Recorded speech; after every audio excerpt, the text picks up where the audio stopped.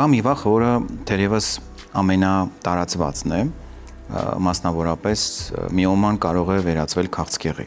Եկեք բարձրաբանենք սա եւ փորձենք բացատրել, թե այս երկու հասկացությունները որքանով են փոխկապակցված եւ երբ է պետք անհանգստանալ։ Տեսեք, գրականության մեջ նկարագրված են շատ հազվագյուտ դեպքեր, որ միոման վերածվում է քաղցկեղի։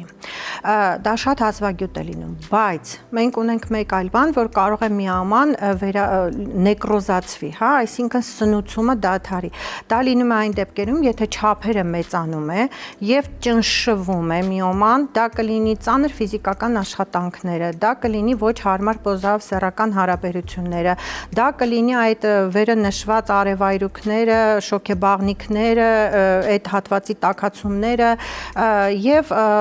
բոլոր այս գործոններով պայմանավորված կարող է անոթների սնուցումը դադարի, այսինքն ճնշվի, հատկապես եթե կինը նաեւ ունի ուրեմն երակների լայնացում, հա, ապա այս դեպքում մենք ունենանք նեկրոզ, այսինքն եթե ունեցանք նեկրոզ, ոնց որ ունենում ենք մահացած հյուսված, այո, մեռուկացում է լինում, մահացած հյուսվածք ենք ունենում։ Հյուսված քայլևս չի գործում։ Այո,